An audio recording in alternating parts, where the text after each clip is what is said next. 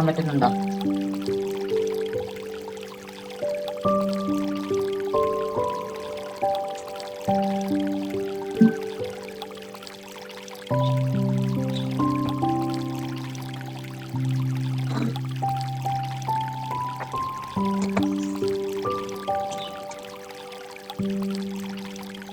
നിങ്ങളെ കാണാൻ പറ്റുന്നുണ്ടോ ടീച്ചറിന്റെ വരെ?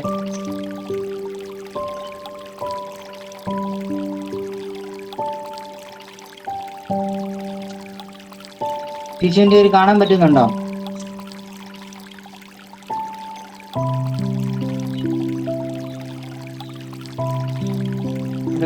ടീച്ചറിന്റെ പിള്ളേരെ കാണാൻ പറ്റുന്നുണ്ടോ? കാണാൻ പറ്റുന്നുണ്ടോ? കാണാം. ഓക്കെ, ഗൂഗിൾ മീറ്റ് വരെ. ഓക്കെ, അപ്പോൾ നമുക്ക് സ്റ്റാർട്ട് ചെയ്യാം അല്ലേ?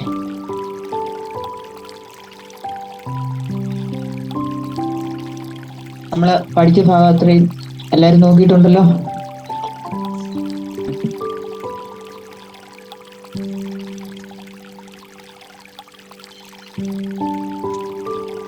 അപ്പോൾ അവിടെ ഒരു പട്ടിക കൊടുത്തിട്ടുണ്ട് കണ്ടോ. ആ പട്ടിക ആദ്യം നമുക്ക് നോക്കാം. ഈ ഇതിൽ പങ്കെടുത്തവരും അവരുടെ പ്രദേശങ്ങളൊക്കെ കണ്ടോ.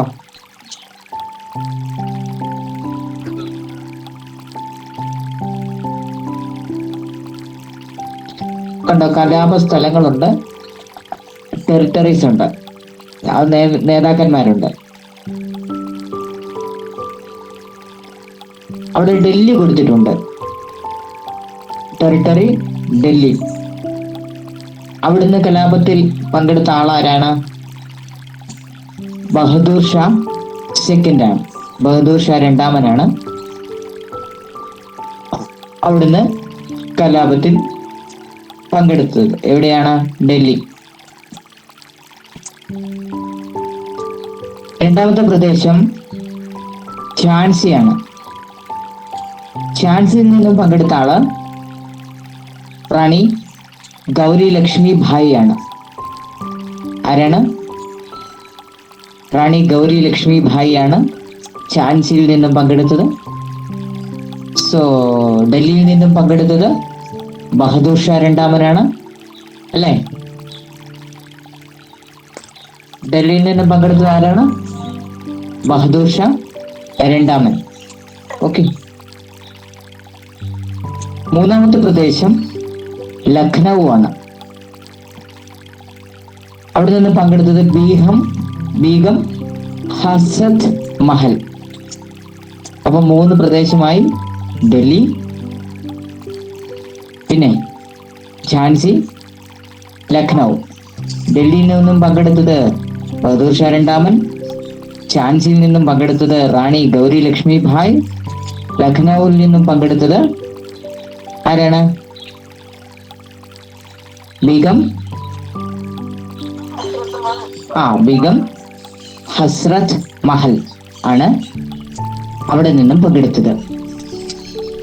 കാൺപൂരുണ്ട്, നാനാ സാഹിബ്. കാൺപൂരിൽ നിന്നും പങ്കെടുത്തത് നാനാ സാഹിബ് ആണ്. അതേപോലെ തന്നെ ഒരാളും കൂടെ ഉണ്ട്, താന്തിയ തോപ്പി. താന്തിയ തോപ്പിയും എവിടെ നിന്നാണ് പങ്കെടുത്തത്? കാൺപൂരിൽ നിന്നുമാണ്. അടുത്തൊരു പ്രദേശം എന്ന് പറയുന്നത് ഫൈസാബാദ് ആണ്. എവിടെയാണ്? ഫൈസാബാദ്. അവിടെ നിന്നും പങ്കെടുത്തത് മൗലവി അഹമ്മദുള്ളയാണ്. ഫൈസാബാദിൽ നിന്നും പങ്കെടുത്തത് മൗലവി അഹമ്മദുള്ള. ഈ പ്രദേശങ്ങളും പങ്കെടുത്തവരുടെ പേര് ഒന്ന് നോട്ട് ചെയ്തിട്ടോണം ബുക്കില്.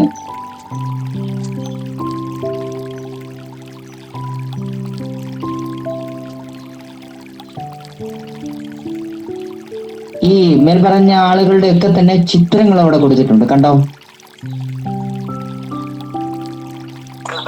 ഓക്കെ.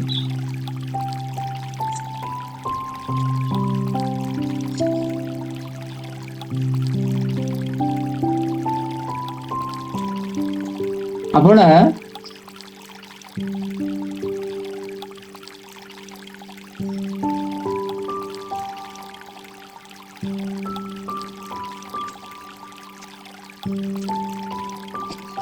നോക്കി, Nana Sahib.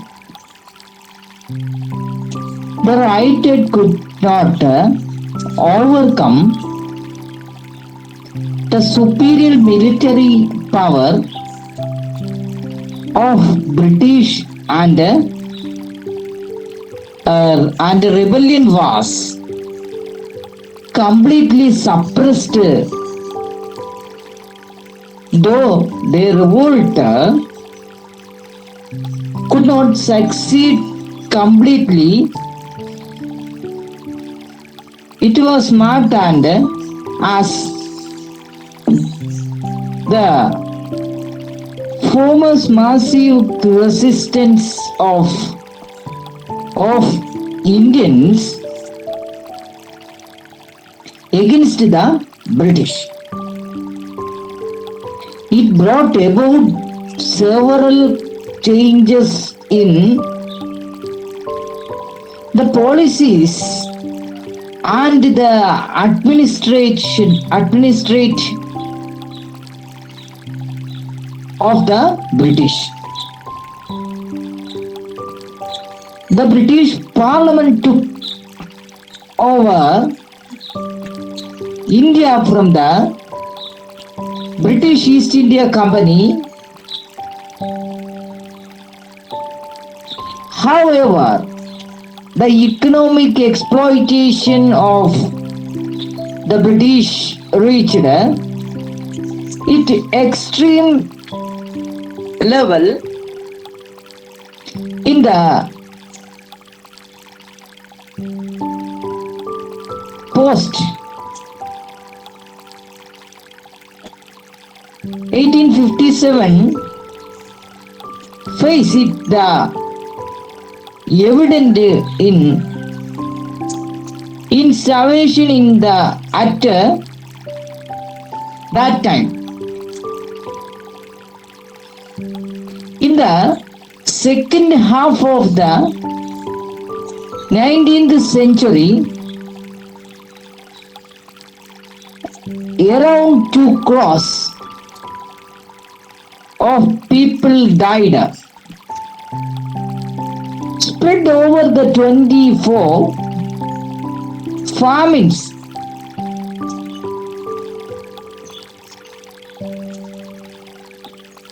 Pictures of famine victories in Bengal, realizing the exploitation, the economic exploitation. Okay, exploitation നിൽക്കട്ടെ.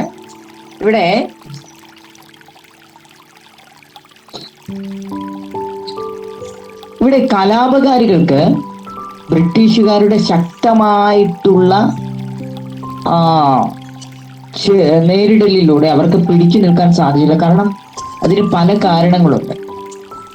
ഒന്നാമത്തെ ഒരു പ്രധാനപ്പെട്ട കാരണം, ഇവരുടെ കയ്യിൽ ന്യൂ വെപ്പൺസ് ഒന്നുമില്ല. അതെല്ലാം ബ്രിട്ടീഷുകാരുടെ കൈവശമാണ് ഉണ്ടായിരുന്നത്. അത്തരത്തിലുള്ള പല കാരണങ്ങൾ കൊണ്ട് കലാപകാരികൾക്ക് ബ്രിട്ടീഷുകാരുടെ മുന്നിൽ പിടിച്ചു നിൽക്കാൻ സാധിച്ചില്ല. മനസ്സിലായോ? അങ്ങനെ ഇവർ നടത്തിയ ഈ കലാപത്തെ ബ്രിട്ടീഷുകാർ പൂർണ്ണമായിട്ടും അട്ടിച്ചമർത്തി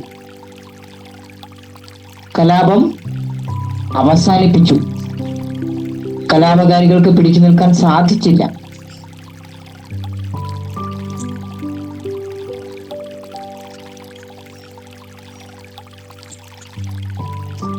പക്ഷേ ഈ സമരം പരാജയപ്പെട്ടു. എങ്കിലും ബ്രിട്ടീഷുകാരുടെ ആധിപത്യം ഇല്ലാതാക്കാനുള്ള ഇന്ത്യൻ ജനതയുടെ വർദ്ധിത വീര്യം കൂടുകയാണ് ഈ ഒന്നാം ലോക മഹായുദ്ധത്തോടു കൂടി സംഭവിച്ചത്. കാരണം സമരം പരാജയപ്പെട്ടു, ശരിയാണ്. പക്ഷേ തുടർന്നുള്ള പ്രവർത്തനങ്ങൾക്ക് ഈ സമരം അവർ ശിപ്പായി ലഹളായി അല്ലെങ്കിൽ സിപ്പോയ് മ്യൂട്ടണി എന്ന് വിളിച്ച് കളിയാക്കുകയും നമ്മളുടെ ദേശീയവാദികൾ ഉൾപ്പെടെ നമ്മൾ എല്ലാ ഇന്ത്യക്കാരും ഒന്നാം സ്വാതന്ത്ര്യ സമരം എന്ന് എന്താ പറയാ അഭിമാനത്തോടു കൂടി പറയുന്ന 1857 കലാപം ഒരു വഴിമറിഞ്ഞിട്ടു അല്ലെ ഒരു തുടക്കം കുറിച്ചു എന്ന് നമുക്ക് പറയാനായിട്ട് സാധിക്കും. മനസ്സിലായോ?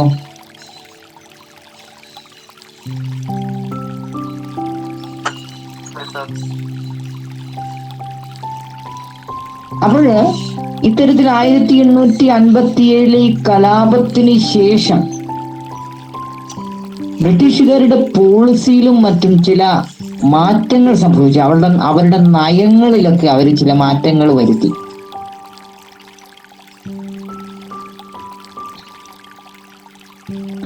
കുട്ടികളെ, നിങ്ങൾക്ക് അറിയാം, നമ്മുടെ സ്വാതന്ത്ര്യ സമര ചരിത്രം പഠിക്കുമ്പോൾ അതിന് 2 ഘട്ടങ്ങളുണ്ട്. 1857 മുതൽ 1857 വരെയുള്ള ഒന്നാം ഘട്ടവും അതിനുശേഷമുള്ള 1857 മുതൽ 1947 വരെയുള്ള ഒരു 2ാം ഘട്ടവുമാണ്. ഇത് പുസ്തകത്തിലില്ല, നിങ്ങൾ ഓർത്തിരിക്കുക. നിങ്ങൾക്ക് പരീക്ഷയ്ക്ക് എഴുതുമ്പോൾ വേണേ കോട്ട് ചെയ്ത് എഴുതാനായിട്ട് സാധിക്കും. അതായത് നിങ്ങൾക്കറിയാം, 1757 പ്ലാസി യുദ്ധത്തോടു കൂടിയാണ് ഇന്ത്യയില് ബ്രിട്ടീഷ് ആധിപത്യത്തിന് തുടക്കം കുറിക്കുന്നത്. ബംഗാളിൽ നമ്മൾ പഠിച്ചതാണ്. ബംഗാളിലെ സിറാജ് ഉദ്ദൗളയെ പരാജയപ്പെടുത്തിക്കൊണ്ട് അവരധികാരം സ്ഥാപിച്ചു. ആ അധികാരം സ്ഥാപിച്ചത് ശരിക്കും ബ്രിട്ടീഷ് ഈസ്റ്റ് ഇന്ത്യ കമ്പനിയാണ്. നമ്മൾ പഠിച്ചിട്ടുണ്ട്. ആ ബ്രിട്ടീഷ് ഈസ്റ്റ് ഇന്ത്യ കമ്പനി ആണ് 1757 മുതൽ 1757 മുതൽ 1857 വരെ 1757 മുതൽ 1857 വരെയുള്ള കാലഘട്ടം ബ്രിട്ടീഷ് ഈസ്റ്റ് ഇന്ത്യ കമ്പനിയാണ് ഇന്ത്യ ഭരിച്ചുകൊണ്ടിരുന്നത്. ഇന്ത്യയുടെ പല പ്രദേശങ്ങളും അവരാണ് കീഴടക്കിയത്.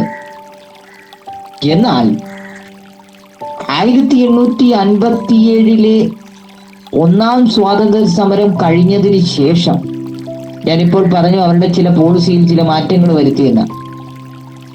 ആ മാറ്റങ്ങൾ ഏറ്റവും പ്രധാനപ്പെട്ട ഒന്ന് എന്ന് പറയുന്നത്, ഇന്ത്യയുടെ ഭരണം ബ്രിട്ടീഷുകാരുടെ കൈവശം, അതായത് ഈസ്റ്റ് ഇന്ത്യ കമ്പനിയുടെ കയ്യിൽ നിന്നും ബ്രിട്ടീഷ് പാർലമെന്റ് അത് ഏറ്റെടുത്തു. മനസ്സിലായോ? ഇവിടെ 1757 മുതൽ 1857 വരെയുള്ള കാലഘട്ടം ബ്രിട്ടീഷുകാർ ഇൻഡയറക്റ്റ് ആയിട്ടാണ് ഇന്ത്യ ഭരിച്ചതെങ്കിൽ 1857 മുതൽ 1947 വരെ അവർ ഡയറക്റ്റായി നേരിട്ടാണ് ഇന്ത്യ ഭരിച്ചത്. അത്തരത്തിലുള്ള 2 ഘട്ടങ്ങൾ ഉണ്ടെന്ന് നിങ്ങൾ മനസ്സിലാക്കിയിരിക്കണം. ആ 2 ഘട്ടങ്ങൾ ഏതാണെന്നാണ് ഞാനിപ്പോൾ പറഞ്ഞത്. ഒരുപക്ഷെ പുസ്തകത്തിൽ അത്ര വിശദമായിട്ടുണ്ടായിരിക്കില്ല. നിങ്ങൾക്ക് പരീക്ഷയ്ക്ക് വേണമെങ്കിൽ കോട്ട് ചെയ്ത് എഴുതാം, ഒരു തെറ്റുമില്ല. നിങ്ങൾക്ക് എഴുതിയാൽ നിങ്ങളുടെ മാർക്ക് നഷ്ടപ്പെടുകയില്ല. നിങ്ങൾക്ക് അതിനെക്കുറിച്ച് കൂടുതൽ അറിയാമെന്ന് വാല്യുവേഷൻ ചെയ്യുന്നവർ വിചാരിക്കത്തേ ഉള്ളൂ. അപ്പോൾ ഇത്തരം എക്സ്ട്രാ കാര്യങ്ങൾ പറയുന്നത് ഒരുപക്ഷെ നിങ്ങൾക്ക് നോട്ട് ചെയ്ത് വെക്കാം. അല്ലെങ്കിൽ ഈ ക്ലാസ് വീണ്ടും നിങ്ങൾക്ക് യൂട്യൂബിൽ കാണാനുള്ള അവസരമുണ്ട്. അപ്പോൾ നിങ്ങൾക്ക് വീണ്ടും കണ്ട് അത് മനസ്സിലാക്കാവുന്നതാണ്. നിങ്ങൾക്ക് മാക്സിമം എന്തെല്ലാം സൗകര്യങ്ങൾ ഞാൻ പ്രയോജനപ്പെടുത്താൻ കഴിയുമോ അതെല്ലാം പ്രയോജനപ്പെടുത്തിയാണ് മാക്സിമം ഹിസ്റ്ററിയുടെ ക്ലാസ് ഞാൻ നിങ്ങൾക്ക് വേണ്ടി നടത്തുന്നത്. പക്ഷേങ്കിൽ നിർഭാഗ്യവശാൽ ഭൂരിഭാഗം കുട്ടികളും അത് പ്രയോജനപ്പെടുത്തുന്നില്ല എന്നറിയുന്നതിൽ ഒരുപാട് സങ്കടമുണ്ട്. അപ്പോൾ ഇതാകണ്ടോ, 6 മണിക്ക് മുമ്പ് ജോയിൻ ചെയ്യാൻ പറഞ്ഞതിന്റെ അടിസ്ഥാനത്തിൽ ഒരാൾ ജോയിൻ ചെയ്യാൻ വന്നിരിക്കുന്നതാണ്. ഇപ്പൊ ഏതാണ്ട് 6:15 ആയി കാണും. നോക്കുക, അപ്പോൾ ഇത്രയും ഭാഗം മനസ്സിലായല്ലോ.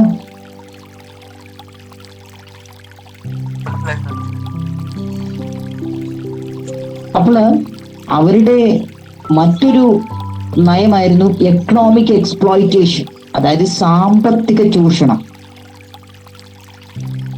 857 വരെ വലിയ സാമ്പത്തിക ചൂഷണം നമുക്കുണ്ടായിരുന്നെങ്കിൽ പോലും അത് തീവ്രമായിരുന്നില്ല. എന്നാൽ വലിയ സാമ്പത്തിക ചൂഷണം നടന്നത് 1857 കലാപത്തിന് ശേഷമാണ്. 1857 കലാപത്തിന് ശേഷമാണ് അവരുടെ എക്കണോമിക് എക്സ്പ്ലോയിറ്റേഷൻ വർദ്ധിച്ചത്. ഓക്കെ, അപ്പോൾ നമുക്ക് അതിന്റെ ഒരു പ്രധാനപ്പെട്ട എക്സാമ്പിൾ നമ്മുടെ പുസ്തകത്തിൽ കൊടുത്തിട്ടുണ്ട്. ഫാമിൻ, പട്ടിണി മരണങ്ങൾ. മനസ്സിലായോ എന്താണ് പട്ടിണി മരണങ്ങൾ സംഭവിച്ചിട്ടുണ്ട്? ഓക്കെ, പട്ടിണി മരണങ്ങൾ സംഭവിച്ചു. അത് ഇവരുടെ ഈ സാമ്പത്തിക ചൂഷണത്തിന്റെ ഏറ്റവും തീവ്രമായിട്ടുള്ള ഇവരുടെ തീവ്രമായിട്ടുള്ള സാമ്പത്തിക ചൂഷണത്തിന് ഏറ്റവും വലിയ ഉദാഹരണമാണ് അക്കാലത്തെ ക്ഷാമം അല്ലെങ്കിൽ ഫാമിൻ, അതുകൊണ്ടുണ്ടായ മരണം.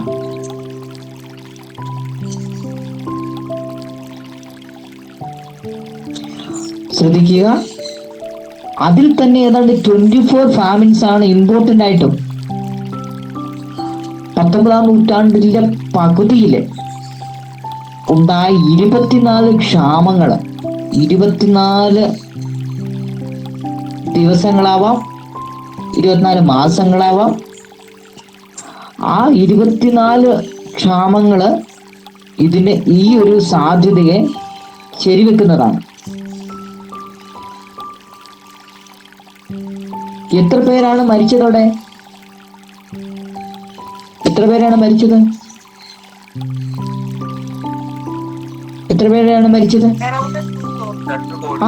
എറൗണ്ട് 2 crores, അതായത് ഏകദേശം 2 കോടി ആളുകളാണ് മരണപ്പെട്ടത്, അല്ലേ? അപ്പോൾ ഇവിടെ പറയുന്ന കാര്യങ്ങൾ നമുക്ക് സാധൂകരിക്കാൻ കഴിയുന്ന ഒരു തെളിവാണ്. ചരിത്രത്തിൽ എപ്പോഴും തെളിവുകളാണ്, എവിഡൻസ് ആണ് വേണ്ടത്. ആ എവിഡൻസ് നമുക്ക് ഓൾറെഡി ഇവിടെ കിട്ടിക്കഴിഞ്ഞു, അല്ലേ? ഏകദേശം 2 crores, എറൗണ്ട് 2 crores ആളുകളാണ് മരണപ്പെട്ടത്. ഏകദേശം 2 കോടി ആളുകൾ മരണപ്പെട്ടു. അപ്പോൾ നമുക്ക് ഈ ഒരു വാദത്തെ സാധൂകരിക്കാനായിട്ട് സാധിക്കും. Okay,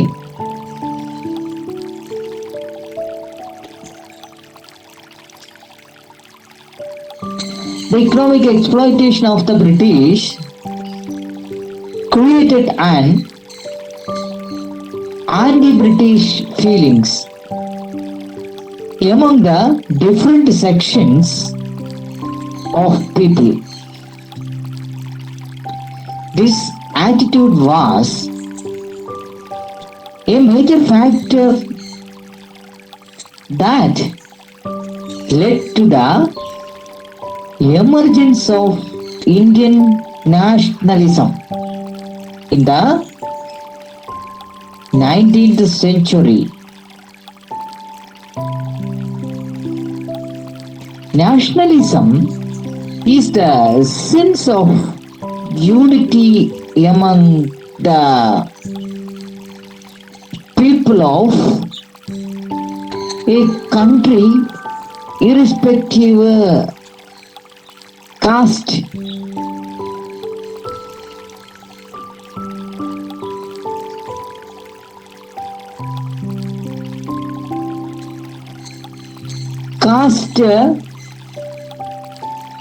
religion and region. അതായത് അവിടെ നിങ്ങൾ കണ്ടോ, ബംഗാൾ ക്ഷാമത്തിൽ ദുരിതം അനുഭവിച്ച ആളുകളുടെ ഒരു ചിത്രം അവിടെ കൊടുത്തിട്ടുണ്ട് നമ്മുടെ പുസ്തകത്തില്. നിങ്ങളുടെ പുസ്തകത്തിലുണ്ടോ? ഉണ്ട്. അപ്പോൾ നമുക്ക് കൂടുതലായിട്ട് മനസ്സിലാകും ഇത്തരത്തിലുള്ള ക്ഷാമം നമ്മളുടെ ജനതയെ കൂടുതലായിട്ട് ബാധിച്ചിട്ടുണ്ട് എന്ന്, അല്ലേ?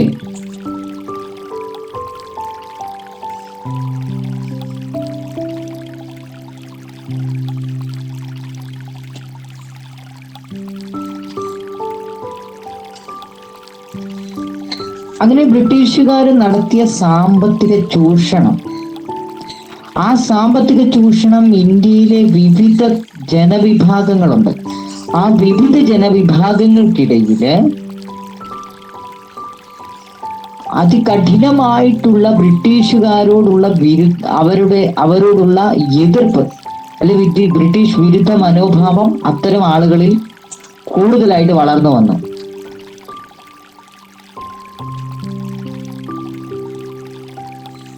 അപ്പോൾ ഇതാണ് നമ്മളുടെ 19-ാം നൂറ്റാണ്ടിൽ ദേശീയത രൂപപ്പെട്ടു വരാനുണ്ടായ ഒരു പ്രധാനപ്പെട്ട ഘടകം എന്ന് പറയുന്നത്. ദേശീയത രൂപപ്പെട്ടു വരാനുണ്ടായ ഒരു പ്രധാനപ്പെട്ട ഘടകം എന്ന് പറയുന്നത് ബ്രിട്ടീഷുകാരോടുള്ള വിരുദ്ധത. ആ വിരുദ്ധതയാണ് 19-ാം നൂറ്റാണ്ടില് നമ്മളുടെ നാഷണലിസം നാഷണലിസം ഫോം ചെയ്യാനുണ്ടായ പ്രധാനപ്പെട്ട ഒരു കാരണം എന്ന് പറയുന്നത്. മനസ്സിലായോ?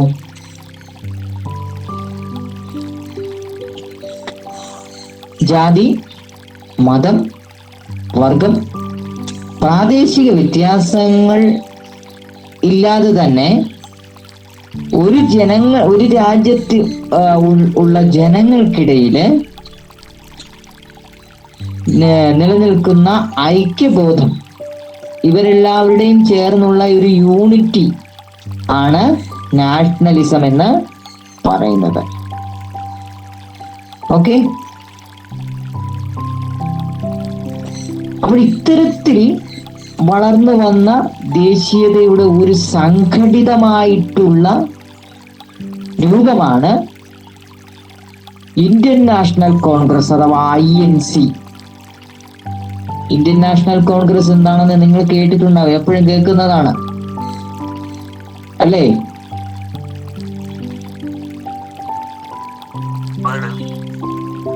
ആരാണ് ഇന്ത്യൻ നാഷണൽ കോൺഗ്രസിന്റെ ഇപ്പോഴത്തെ പ്രസിഡന്റ്? ആരാണ്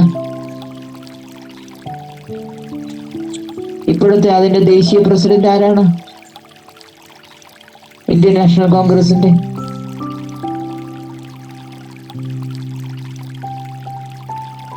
ആർദ്ര രാജീവ്.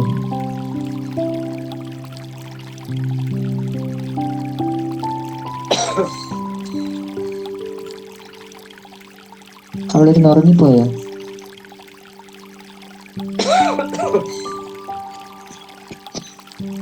ജെറുഷ Jacob, sorry, Ayana Vinod.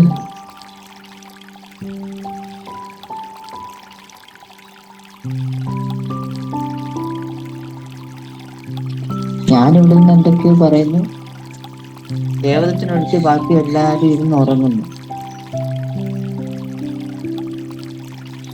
അനഘ,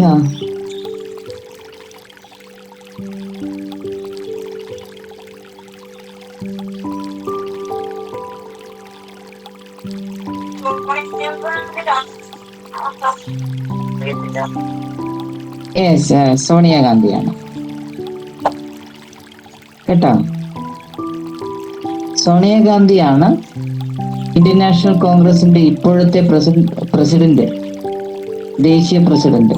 കേരളത്തിലെ ആരാണ്? കേരള പ്രദേശ് കോൺഗ്രസ് കമ്മിറ്റിയുടെ ഇപ്പോഴത്തെ പ്രസിഡന്റ് ആരാണ്?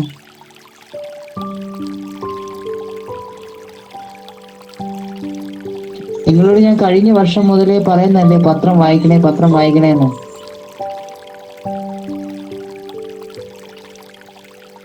കെ സുധാകരനല്ലേ?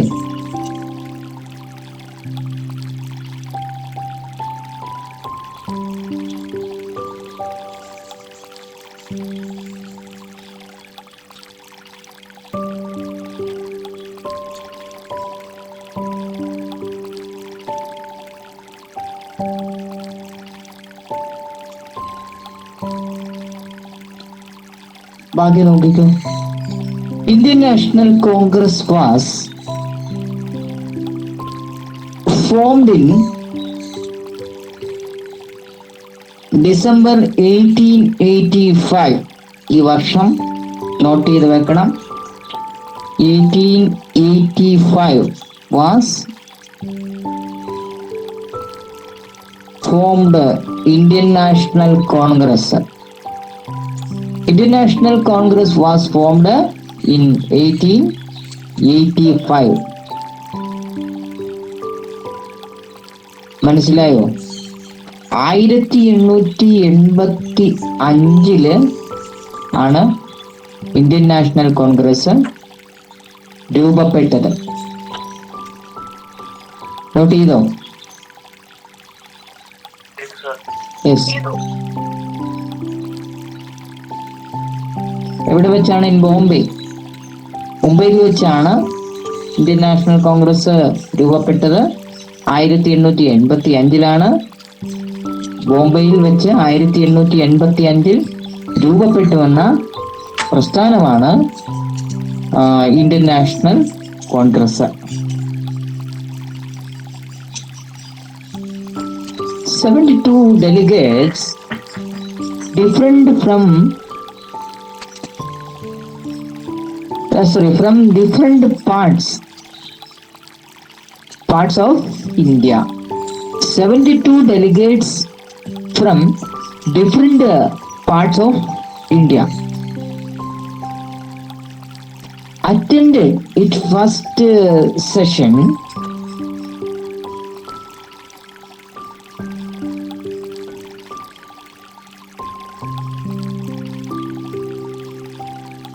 അപ്പൊ എത്ര പേരാണ് ഇതിൽ പങ്കെടുത്തത്?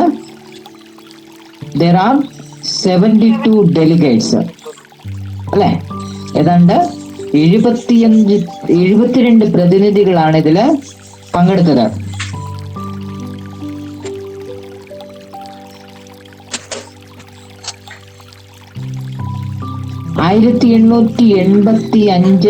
ഡിസംബറിലാണ് അല്ലെ?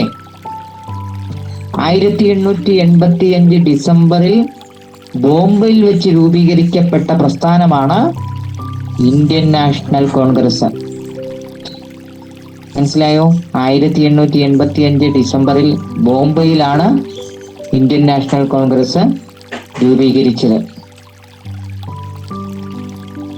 ഇന്ത്യയുടെ വിവിധ ഭാഗങ്ങളിൽ നിന്നും എത്തിയിട്ടുള്ള ഏതാണ്ട് 72 പ്രതിനിധികളാണ് ഇതിൽ പങ്കെടുത്തത്. ആ 72 പ്രതിനിധികളാണ് ഈ ഇന്ത്യൻ നാഷണൽ കോൺഗ്രസ് രൂപീകരിക്കപ്പെട്ട ആ സമ്മേളനത്തിൽ ഇന്ത്യയുടെ വിവിധ ഭാഗങ്ങളിൽ നിന്നും എത്തിച്ചേർന്നത്.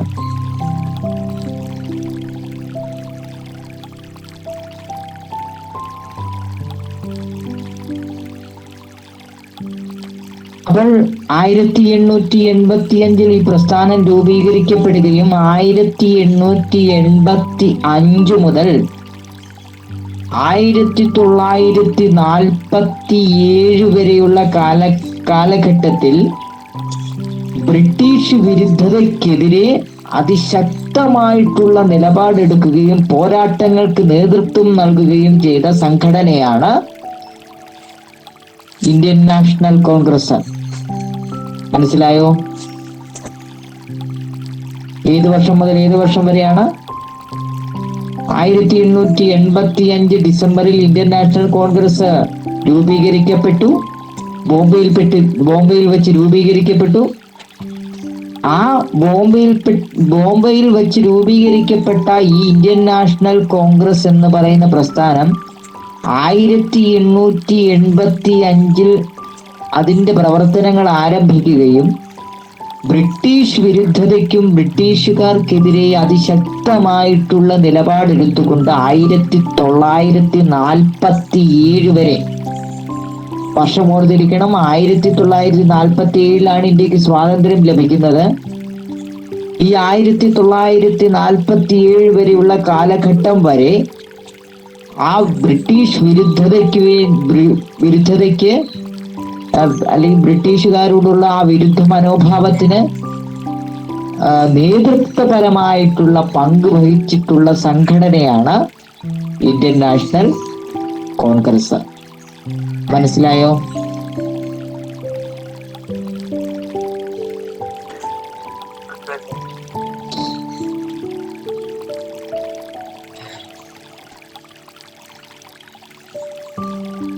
അടുത്തത് ദാദാഭായ് നവറോജിയാണ്.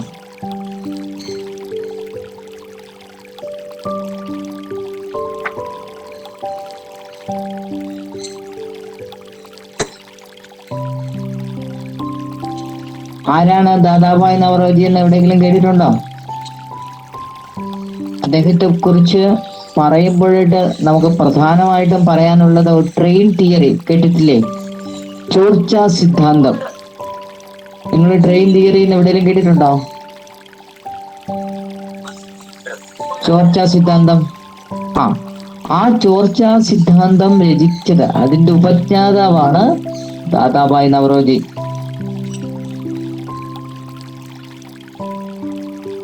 രമേശ് ചന്ദ്ര ദത്ത്,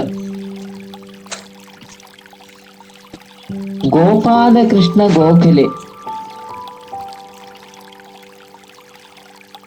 ഓക്കെ, ഗോപാലകൃഷ്ണ ഗോഖലെ. ഈ ഗോഖലെ നമ്മുടെ മഹാത്മാഗാന്ധിജിയുടെ രാഷ്ട്രീയ ഗുരുവായിരുന്നു.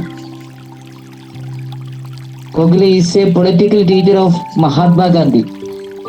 മഹാത്മാഗാന്ധിയുടെ രാഷ്ട്രീയ ഗുരുവായിരുന്നു Gopal Krishna Gokhale. Okay,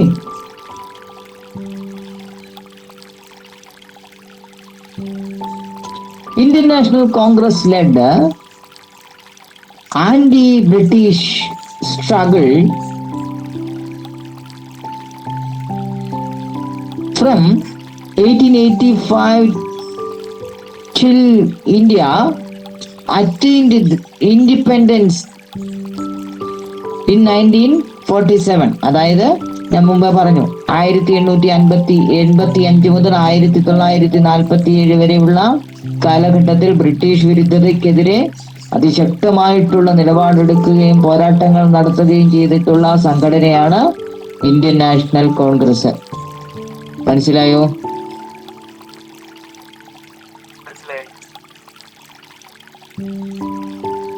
Dadabhai Navroji was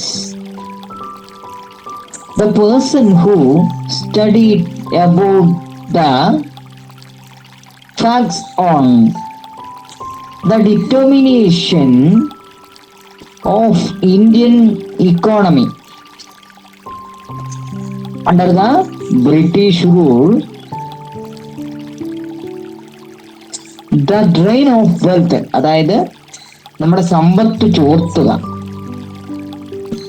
മനസ്സിലായോ? നമ്മളുടെ സമ്പത്ത് ചോർത്തുക, സമ്പത്ത് ചോർത്തിയെടുക്കുക. മനസ്സിലായോ? നമ്മുടെ ഇന്ത്യ രാജ്യത്തുള്ള സമ്പത്ത് അവരുടെ രാജ്യത്തേക്ക് കൊണ്ടുപോകുക. അത് എപ്രകാരമാണോ, എത്തരത്തിലാണോന്നൊന്നും നമുക്കറിയാം. എങ്ങനെയൊക്കെയാണ് നമ്മുടെ സമ്പത്ത് കൊണ്ടുപോയിട്ടുള്ളത്. നമ്മുടെ ടിപ്പു സുൽത്താന്റെ രത്നങ്ങളുമൊക്കെ ഇന്ന് ബ്രിട്ടീഷ് അദ്ദേഹത്തിന്റെ കിരീടമൊക്കെ തന്നെ ഇന്ന് ബ്രിട്ടീഷ് മ്യൂസിയത്തിലാണ് ഇരിക്കുന്നത്. ആ കിരീടത്തിൽ എത്രത്തോളം രത്നങ്ങളും മറ്റും ഉണ്ടായിരുന്നെന്ന് നമുക്ക് മനസ്സിലാകാം, നമുക്കറിയാം. അപ്പോൾ അത്തരത്തിലുള്ള നമ്മുടെ മറ്റു സമ്പത്തുകളൊക്കെ തന്നെ ചോർത്തിക്കൊണ്ട് ബ്രിട്ടീഷുകാർ പോയതാണ് ബ്രിട്ടനിലേക്ക്. മനസ്സിലായോ?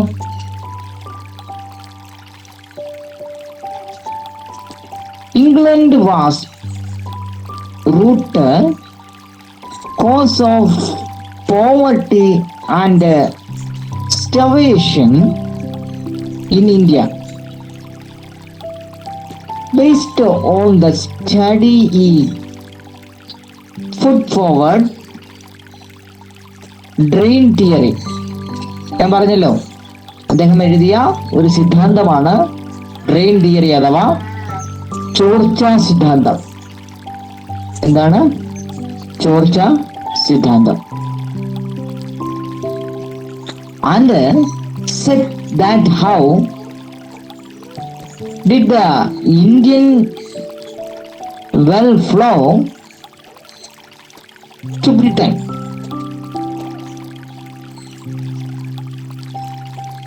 Export of Indian raw materials, salary and pension to the British officers in India. profit gain to the sale of the British products in India. Tax from India.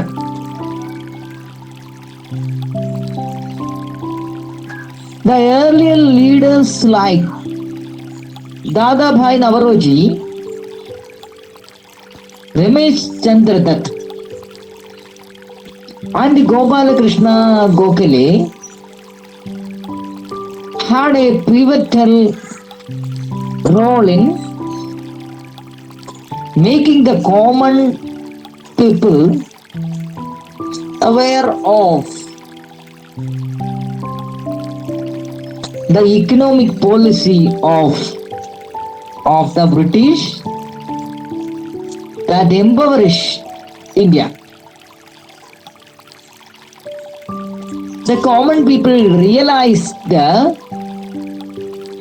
poverty and exploitation they faced had been the creation of the British. It is reinforced their anti-British attitude. അതായത്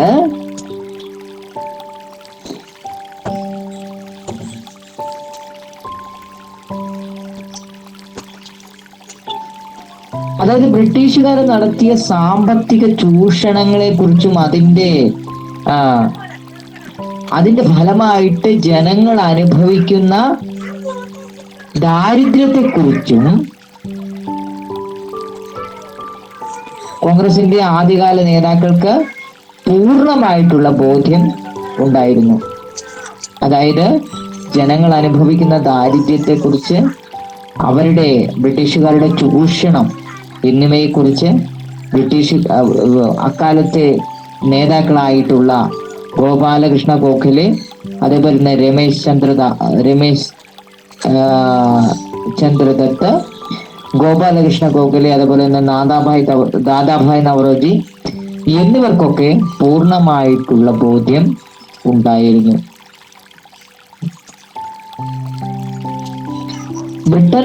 Britain എന്ന് പറയുന്ന രാജ്യത്തിലെ വ്യവസായികളുണ്ട്. ആ വ്യവസായികൾക്ക് ഉൽപ്പന്നങ്ങൾ വിറ്റഴിക്കാനും raw materials അഥവാ അസംസ്കൃത വസ്തുക്കൾ ശേഖരിക്കാനുമുള്ള ഒരു സ്ഥലമായിട്ട്, അല്ലെങ്കിൽ ഒരിടമായിട്ട് അത്തരത്തിൽ ഉള്ള ചില ശ്രമങ്ങൾ എന്ത് ചെയ്തു, അവര് തുറന്ന് കാണിച്ചു. അതായത് അത്തരത്തിലുള്ള ശ്രമങ്ങളെ അവർ ശക്തമായിട്ട് എതിർത്തു. കാരണം ഇവിടുന്ന് റോ മെറ്റീരിയൽസ് കളക്ട് ചെയ്യാനുള്ള ഒരു സ്ഥലം, ആ റോ മെറ്റീരിയൽസ് ഇവിടെ നിന്ന് കളക്ട് ചെയ്ത ശേഷം ആ ഉൽപ്പന്നങ്ങൾ അവിടെ കൊണ്ട് ഉത്പാദിപ്പിച്ചത് അത് ഇവിടെ തന്നെ വിറ്റഴിക്കുക, ഇവിടുന്ന് കുറഞ്ഞ വിലയ്ക്ക് സാധനങ്ങൾ വാങ്ങിയ ശേഷം ഇവിടെ തന്നെ ഉയർന്ന വിലയ്ക്ക് ആ സാധനങ്ങൾ കൊണ്ടുണ്ടാക്കി, അസംസ്കൃത വസ്തുക്കൾ കൊണ്ടുണ്ടാക്കിയ സാധനങ്ങൾ ഇവിടെ തന്നെ ഉയർന്ന വിലയ്ക്ക് വിറ്റഴിക്കുക. ഈ ഉയർന്ന വിലയ്ക്ക് വിറ്റഴിക്കുമ്പോൾ അവർക്കുണ്ടാകുന്ന ലാഭം എത്രത്തോളമാണെന്ന് നിങ്ങളൊന്ന് ചിന്തിച്ചു നോക്ക്. നിങ്ങൾ എൻ്റെ കയ്യിൽ നിന്നും ഒരു 50 രൂപയ്ക്ക് 1 മീറ്റർ തുണി വാങ്ങി, 2 രൂപയ്ക്ക് ഒരു ബണ്ടിൽ നൂല് വാങ്ങി, 10 രൂപയ്ക്ക് നിങ്ങൾ ഒരു പാക്കറ്റ് ബട്ടൺസ് വാങ്ങി. നിങ്ങൾക്കാകെ ഇപ്പോൾ ചിലവായിരിക്കുന്നത് 62 രൂപയാണ്. നിങ്ങൾ എന്നെ കൊണ്ട് തന്നെ അല്ലെങ്കിൽ മറ്റൊരാളെ കൊണ്ട് 20 രൂപ കൊടുത്ത് നിങ്ങൾ ഈ ഷർട്ട് തയ്പ്പിക്കുന്നു. അപ്പോൾ നിങ്ങൾക്കുണ്ടായ ചിലവ് എന്ന് പറയുന്നത് ഏകദേശം ഒരു 82 രൂപയാണ്. മനസ്സിലായോ? ഈ 82 രൂപ കൊണ്ട് നിങ്ങൾ ഒരു ഷർട്ട് നിർമ്മിക്കുകയും ആ ഷർട്ട് നിങ്ങൾ എന്ത് ചെയ്യുന്നു, ഇവിടെ കൊണ്ടുവന്ന് നിങ്ങൾ 250 രൂപയ്ക്ക് വിൽക്കുന്നു. നോക്കൂ, ഈ ഷർട്ട് ഉണ്ടാക്കാൻ നിങ്ങൾക്ക് ഏകദേശം വന്ന ചെലവ് എന്ന് പറയുന്നത് 82 റുപ്പീസ്, 82 രൂപയാണ്.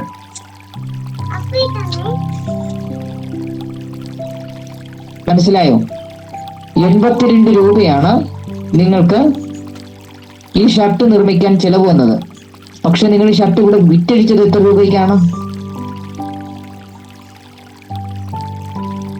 എത്ര രൂപയ്ക്കാണ്? 250 രൂപയ്ക്ക്. അപ്പോൾ നിങ്ങൾക്കുണ്ടായ ഭീമമായ ലാഭം കണ്ടോ?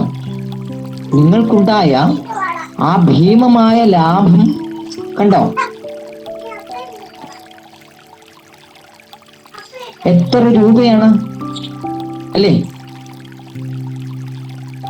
ഏതാണ്ട് 168ഓളം രൂപ നിങ്ങൾക്ക് ലാഭമാണ്.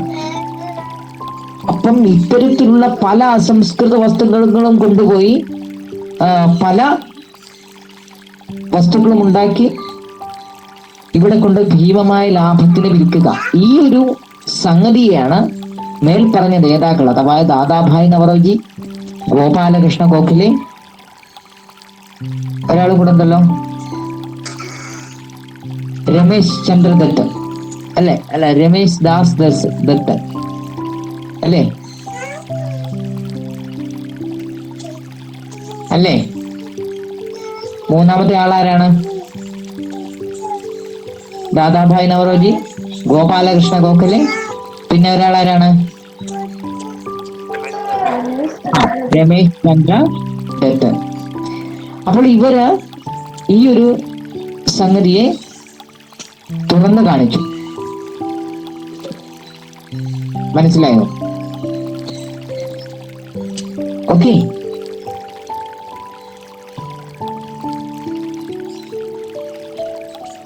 അതിനൊരു പ്രധാനപ്പെട്ട ഉദാഹരണം, മറ്റൊരു ഉദാഹരണം എന്ന് പറയുന്നത് ഉപ്പ് നമുക്ക് കടലിൽ നിന്ന് വെള്ളം കുറുക്കി ഉണ്ടാക്കുന്നതെന്ന് നിങ്ങൾക്കറിയാം അല്ലേ? അതിന് പ്രത്യേകിച്ച് ചെലവൊന്നുമില്ല, വലിയ ചെലവൊന്നും വരുന്നില്ല. ഇന്നും പോലും ഒരു പാക്കറ്റ് ഉപ്പിന് 15-12 രൂപയേ ഉള്ളൂ, ആണല്ലോ. അപ്പോൾ ആ ഉപ്പ് കുറുക്കി ഉണ്ടാക്കുന്ന ഉപ്പ് വെള്ളം കുറുക്കി ഉണ്ടാക്കുന്ന ഉപ്പിന് പോലും ഈ ബ്രിട്ടീഷുകാര് നികുതി ഏർപ്പെടുത്തി. നിങ്ങളൊന്ന് ആലോചിച്ചു നോക്ക്, ജനങ്ങളുടെ മേൽ എത്ര ഭാരമാണ് അടിച്ചേൽപ്പിക്കുന്നത്. അവർ പറയുന്നത് ഇത്തരത്തിലുള്ള കാര്യങ്ങൾ ചെയ്തത് പോലും ദുസ്സഹമാക്കി ജനങ്ങളുടെ ജീവിതം. ജനങ്ങളുടെ ജീവിതം ദുസ്സഹമാക്കി തീർത്തു. മനസ്സിലായോ?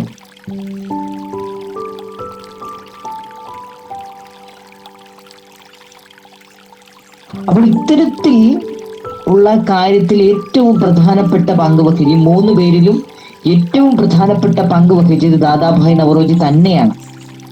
കാരണം അദ്ദേഹത്തിന്റെ ബ്രെയിൻ തിയറി, ചോർച്ചാ സിദ്ധാന്തം അതിന് പ്രധാനപ്പെട്ട ഒരു പങ്ക് വഹിച്ചിട്ടുണ്ട്. അപ്പോൾ അദ്ദേഹത്തിന്റെ ഒരു ചിത്രം അവിടെ നൽകിയിട്ടുണ്ട്, കണ്ടോ? അദ്ദേഹത്തിന്റെ പിക്ചർ അവിടെ കൊടുത്തിട്ടുണ്ട്, കണ്ടോ?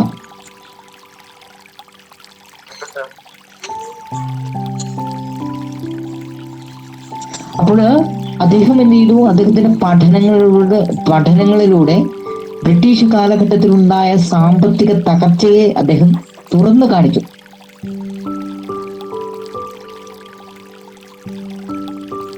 അദ്ദേഹം എന്ത് ചെയ്തു? കൃത്യമായിട്ടുള്ള സ്ഥിതിവിവര കണക്കുകളാണ് അദ്ദേഹം ശേഖരിച്ചത്. ശേഖരിച്ച് അദ്ദേഹം എന്ത് ചെയ്തു? കൃത്യമായിട്ടുള്ള സ്റ്റഡി നടത്തുകയും അതിനെക്കുറിച്ച് വ്യക്തമായിട്ടുള്ള പഠനം നടത്തുകയും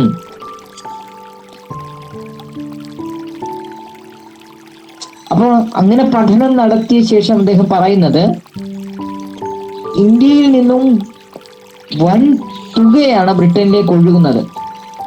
അപ്പൊ നിങ്ങൾ ചോദിക്കും, ഇതെന്താ സാറേ, ഒഴുകാൻ നദിയാണോ? അങ്ങനെയല്ല ഇവിടെ ഉദ്ദേശിക്കുന്നത്. ഇന്ത്യയിലെ പണം എന്ത് ചെയ്തു? ഒരുപാട് ബ്രിട്ടനിലേക്ക് പോയി.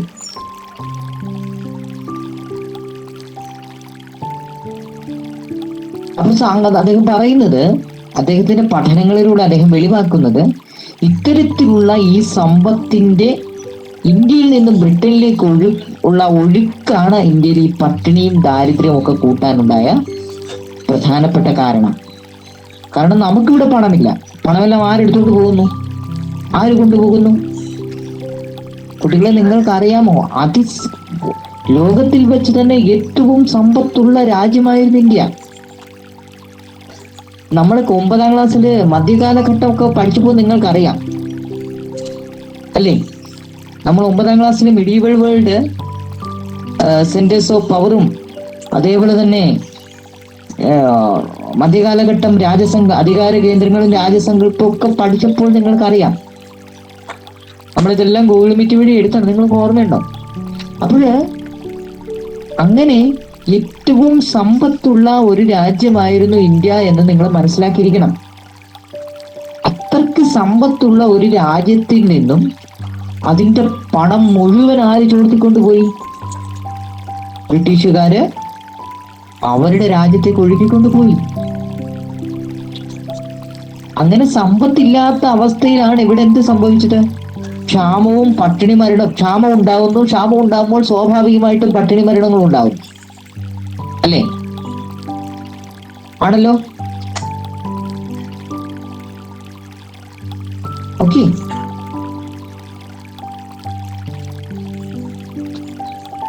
അപ്പോൾ അദ്ദേഹം അത്തരം പഠനങ്ങളിലൂടെ ഇതെല്ലാം സ്ഥിരീകരിച്ചു. പഠനങ്ങൾ എപ്പോഴും തെളിവുകളാണ്, അല്ലേ? ഞാൻ നിങ്ങളെ പഠിപ്പിച്ചിരുന്നു എന്ന് ഒരു 2059 നിങ്ങൾ ചുമ്മാ പറഞ്ഞാൽ അത് തെളിവാകുമോ?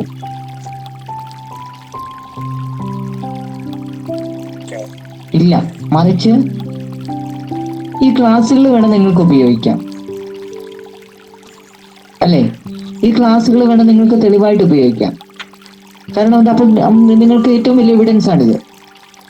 ചരിത്രത്തിൽ ഏറ്റവും പ്രധാനപ്പെട്ടതെന്ന് പറയുന്ന എവിഡൻസ് തന്നെയാണ്, തെളിവുകളാണ്.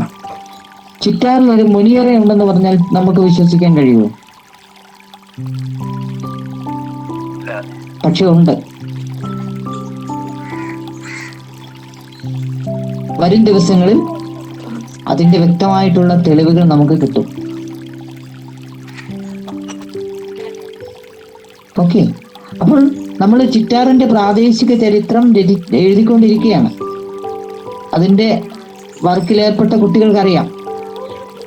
നമ്മൾ അതിന്റെ തെളിവുകളൊക്കെ ശേഖരിച്ചുകൊണ്ടിരിക്കുകയാണ്. മറ്റു കാര്യങ്ങളൊക്കെ ശേഖരിച്ച ശേഷം നമ്മൾ ചിറ്റാറിന്റെ പ്രാദേശിക ചരിത്രം രചിച്ച് തീരും. അപ്പോൾ നമുക്ക് മനസ്സിലാകും ചിറ്റാറിലുള്ള നിങ്ങൾക്കറിയാത്ത പല കാര്യങ്ങളും അവിടെ ഉണ്ടെന്ന്. മനസ്സിലായോ? അപ്പോഴ്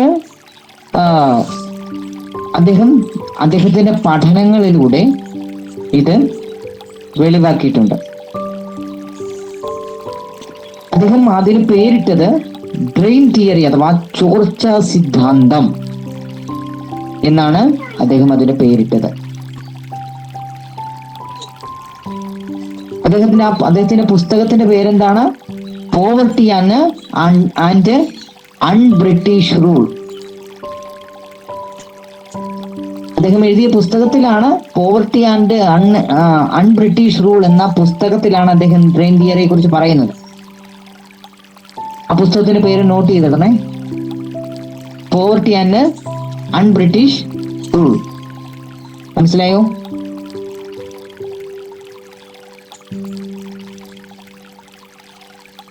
അപ്പോൾ ഇന്ത്യൻ സമ്പത്ത് ബ്രിട്ടനിലേക്ക് ചോർന്നത് എങ്ങനെയായിരിക്കും? സമയത്രയോ കുഞ്ഞുങ്ങളെ? ഓക്കെ, നമുക്ക് ഈ ടോപ്പിക്ക് തീർത്തിട്ട് പോകാവേ. ഇതിന്റെ മലയാളം കൂടെ എക്സ്പ്ലെയിൻ ചെയ്തിട്ട് പോകാം. ഓക്കെ. അപ്പോൾ എങ്ങനെയാണ് ബ്രിട്ടനിലേക്ക് ഇത് ചോർന്നത്?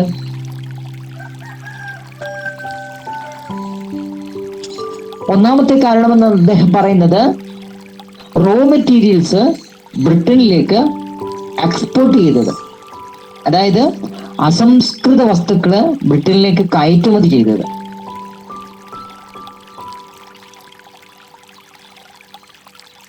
രണ്ടാമത്, ഇന്ത്യയിലുള്ള ബ്രിട്ടീഷ് ഉദ്യോഗസ്ഥന്മാരുണ്ട്. ബ്രിട്ടീഷ് ഉദ്യോഗസ്ഥന്മാരെ ഇന്ത്യയിൽ നിയമിച്ചിട്ടുണ്ട് പല കാര്യങ്ങൾക്കായിട്ട്. അവരുടെ സാലറിയും അതേപോലെ തന്നെ പെൻഷനും, ശമ്പളവും പെൻഷനും, ഇതിന് സമ്പത്ത് ചിലവാകും. ഈ ബ്രിട്ടീഷുകാർ ഇവർക്ക് ലഭിക്കുന്ന പണം ഇവിടെയാണോ ചിലവഴിക്കുന്നത്? ആണോ? ബ്രിട്ടീഷുകാർ ഇവർക്ക് ലഭിക്കുന്ന പണം ഇവിടെയാണോ ചിലവഴിക്കുന്നത്? മറിച്ച് എവിടെയാണ് അവർ കൊണ്ടുപോകുന്നത്? അവരുടെ നാട്ടിൽ കൊണ്ടുപോകും. അപ്പൊ ഈ പണം എങ്ങോട്ടാണ് ചെല്ലുന്നത്? ബ്രിട്ടനിലേക്കാണ് ചെല്ലുന്നത്, അല്ലേ? ശമ്പളവും ഉണ്ട്, ശമ്പളം മാത്രമല്ല പെൻഷനുമുണ്ട്, അല്ലേ? ശമ്പളവുമുണ്ട്, പെൻഷനുമുണ്ട്.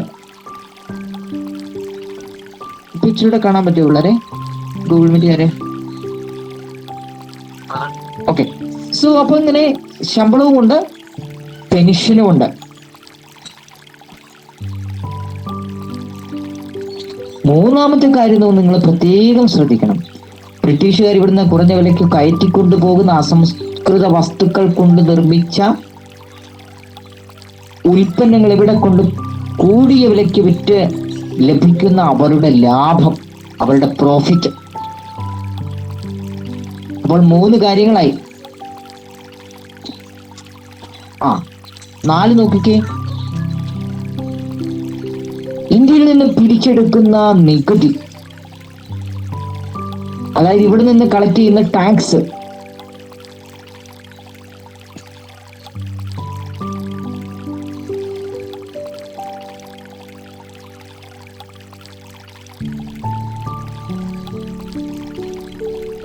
അതായത് ഇത്തരത്തിലുള്ള കാര്യങ്ങളിലൂടെയാണ് അവർ സമ്പത്ത് കൊണ്ടുപോയത്. അപ്പോൾ ഇത്തരത്തിൽ നമ്മളെ എങ്ങനെ ചൂഷണം ചെയ്യുന്നു എന്ന് മേൽപ്പറഞ്ഞ 3 നേതാക്കളും, അതായത് ദാദാഭായ് നവറോജി, ഗോപാലകൃഷ്ണ ഗോഖലെ, അതേപോലെ തന്നെ രമേശ് ചന്ദ്ര ദത്ത്, ഇവര് 3 പേരും സാധാരണ ആളുകളെ ഇത് ബോധ്യപ്പെടുത്താനായിട്ട് ശ്രമിച്ചിട്ടുണ്ട്. അവരുടെ പഠനങ്ങളുടെയും അവരുടെ സംസാരത്തിലൂടെയും ഒക്കെ തന്നെ. അപ്പൊ ഇവര് മോഡറേറ്റ്സ് ആണ്, മിതവാദികളാണ്. ഇവര് കലാപത്തിനല്ല ഇറങ്ങുന്നത്, മറിച്ച് നിവേദനം നൽകുക, അത്തരത്തിലുള്ള എന്താ പറയാ അഹിംസാത്മക പ്രവർത്തനങ്ങളിലൂടെയാണ് ഇവരുടെ പ്രവർത്തനങ്ങൾ ആദ്യകാലത്ത് നടത്തിയത്. പിന്നീട് തീവ്രവാദികളൊക്കെ വരുന്നുണ്ട്. നോക്കാം. തീവ്രവാദികൾ എന്ന് വെച്ചാൽ ഇപ്പോഴത്തെ തീവ്രവാദികളല്ല ഉദ്ദേശിക്കുന്നത്, അത് നമുക്ക് വരും ക്ലാസ്സുകളിൽ പറയാം.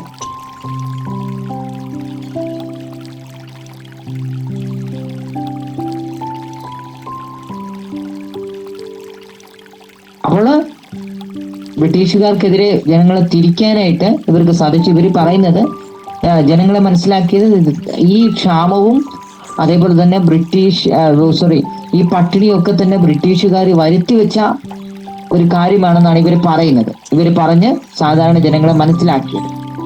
ഈ ഒരു കാര്യമാണ് സാധാരണ ജനങ്ങളെയും ബ്രിട്ടീഷുകാർക്കെതിരെ തിരിക്കാൻ നിർബന്ധിതരാക്കിയത്.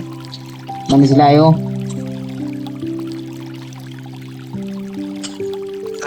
അപ്പൊ ഇതാണ് economic history, nationalism, economic nationalism അഥവാ സാമ്പത്തിക ദേശീയത എന്ന് ചില ചരിത്രകാരന്മാര് വിശേഷിപ്പിക്കുന്നത്. ഓക്കെ. അപ്പൊ ഇത്രയും ഭാഗം മനസ്സിലായല്ലോ?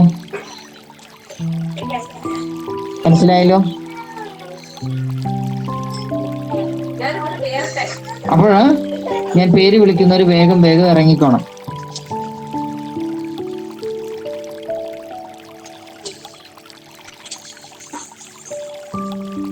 അബിയ,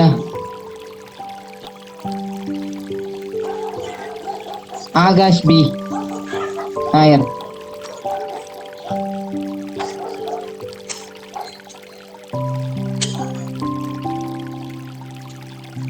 അക്ഷിത, ലെഫ്റ്റ് ചെയ്തു.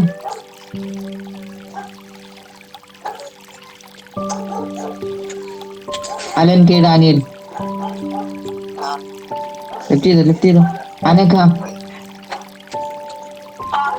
ലെഫ്റ്റ് ചെയ്തു മോളെ. അൻസില, ലെഫ്റ്റ് ചെയ്തു. ആർദ്ര രാജു, ഓക്കെ. അഞ്ജു കെ കേസ്. അർജുൻ കേസ് ലെഫ്റ്റ് ചെയ്തോടാ മോനെ. അക്ഷിത ജെയിൻ. ആഷ്മി.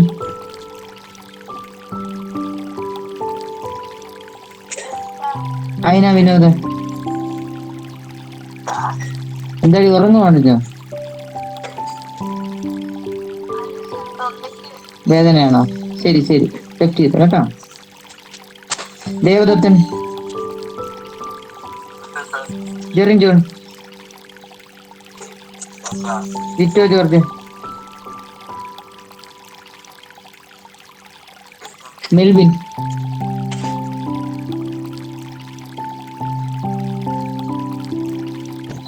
ലിറ്റോ.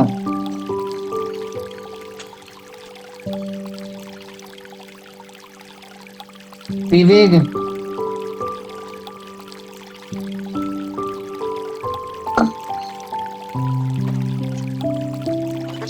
ലെഫ്റ്റ് ചെയ്തോടാ മോനെ. ആകാശ് പി നായരാണ് ഇനി ലെഫ്റ്റ് ചെയ്യാനുള്ളത്. അവൻ ഉറങ്ങിപ്പോയെന്ന് തോന്നുന്നു. അവനെ ഞാൻ റിമൂവ് ചെയ്യാണ്. ഓക്കെ, ടീച്ച്മെന്റ് വരെ നമുക്കും പോവാം.